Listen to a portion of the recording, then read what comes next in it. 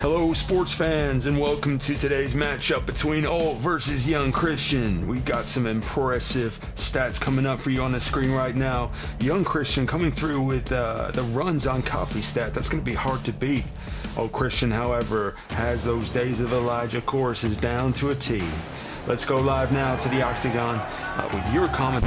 It's probably the strangest title you've ever seen on a YouTube video, and I can assure you there is going to be no Octagon matchup between Doris and her granddaughter. All will be explained in this video, so stay tuned. But before we start, I just want to say thank you so much for being here. I'm so grateful for all of you that take the time to watch these and support the channel. My goal isn't to moan about the church or convince you I know everything, even though I'm pretty close. Oh, brother, this guy stinks! The goal behind this channel is to hopefully draw you to the Bible, to find truth, and that's the aim above all things. But also, if it can help you to see from a different perspective how worldly and godly standards are completely different, and we need to stop confusing the two, then that would be an added bonus for sure. And that leads perfectly into today's topic, which is when young and old generational disagreements happen within the church. I'm talking specifically about those topics or viewpoints, maybe even decisions made that end up causing debates or issues between different generations. And maybe you're thinking, I have no idea what you're talking about. I love old people, and isn't it adorable seeing them little couple turn up to church and they're all dressed up in their Sunday best,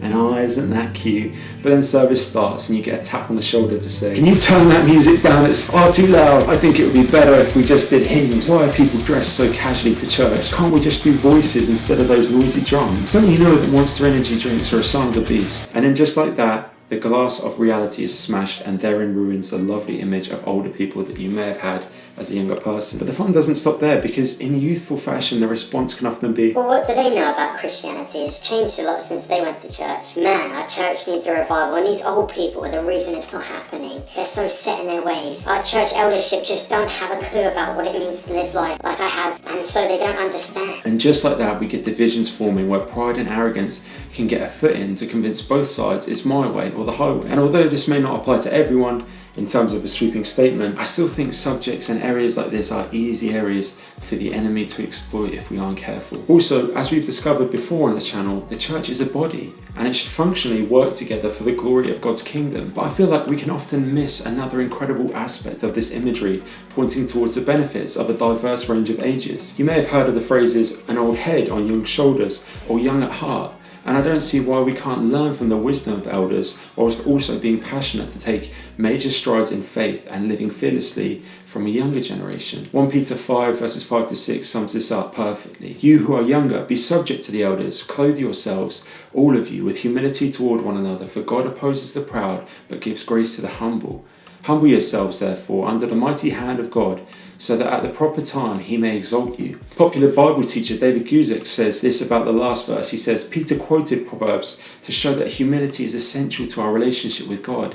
If we want to live in God's grace, then we must lay aside our pride and be humble, not only to Him, but also to one another. Something that has in recent months been in the news is the Asbury Revival. This incredible movement that started on a college campus in America and attracted people from all around the world to want to be a part of it. It was everywhere and was the topic of the town in most Christian circles. And although this event should have been a time of rejoicing and positive media coverage for Christianity, opening doors for conversations and opportunities with non-believers, all I saw was a battle of pride between Christians. On the one hand, you had people sharing of how the work being done at revival was evidently a work of God, and anyone that said they needed to see fruit as a result of the work taking place, then they had no true faith. And how can they call themselves Christians? Whilst on the other side of the coin, you had people saying revival can take place anywhere and in any church, that God is the centre of, and that this has a danger of just being a media covered event that is blown out the water and nothing comes out of it. And these people attending are sharing and overreacting. Wow, how can two sides both be so on fire for genuine revival to take place, but still find a reason to cause division amongst the church? I hate to say it, but I think it was pride. TikTok and Instagram then went on to blow up with videos of young people running around churches and dancing to the early hours of the morning, trying to get on the same wave of popularity, saying this younger generation is the one that's going to make the change that I guess the previous generations had failed to deliver on. Then you had the older generations condemning in the comments, saying, this isn't proper worship. Revival means this, not that. It's just crazy. And before you imply that I'm just being on the fence, it's not my place to say who was in the wrong or the right. I want young people to be hungry for revival, just like I want older generations to as well. But I also want biblical wisdom and respect for older generations as much as I do for younger ones. We've mentioned 1 Timothy 4:12 on the channel before. Let no one despise you for your youth, but set the believers an example in speech, in conduct, in love and faith, in purity. Amen. I've always loved this verse. Young people have such a passion and zeal for God that can often be ignored when it should rather be nurtured. But in the same way, I want to give an example to younger people about the dangers of denying a biblical structure of spiritually mature elders as a source of wisdom and just seeing them as senile old people who can't think for themselves. Nadab and Abihu were two sons of Aaron, the guy whom the whole Levitical priesthood was created from in the Old Testament. And we read in Leviticus 10 verses 1 to 2, Now Nadab and Abihu, the sons of Aaron, each took a censer and put it in the fire and laid incense on it and offered unauthorized fire before the Lord, which he had not commanded them. And fire came out from before the Lord and consumed them. And they died before the Lord. Okay, so no one knows the intentions of the hearts of these guys. But what I personally get from reading this passage is two young guys had a passion to serve, but a lack of willingness to consider the authority of the law that had been taught to them by the elders. So even with the best intentions to glorify God, or look like we're offering genuine worship, when our intentions aren't in the right place, we are actually glorifying ourselves and not God. Now, I'm not saying that all elders have wisdom because Korah thought that they were more worthy than the instructions Moses had given them from the Lord, and we all know what happened to them. But if there is any takeaway I want you to consider from this video, it's that everyone has a key part to play in the growth and representation of the church that Christ died for.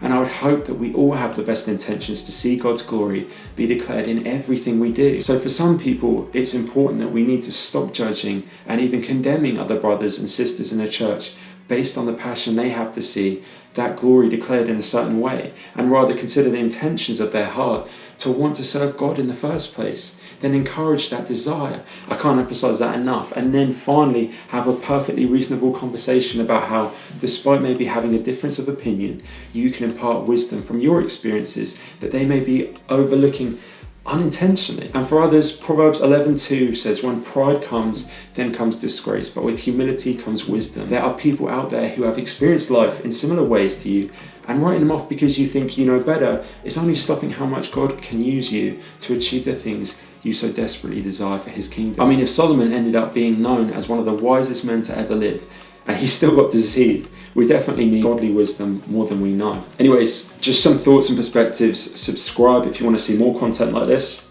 Like the video if you enjoyed it. I want to hear from you. Feel free to leave comments and I'll get back to you.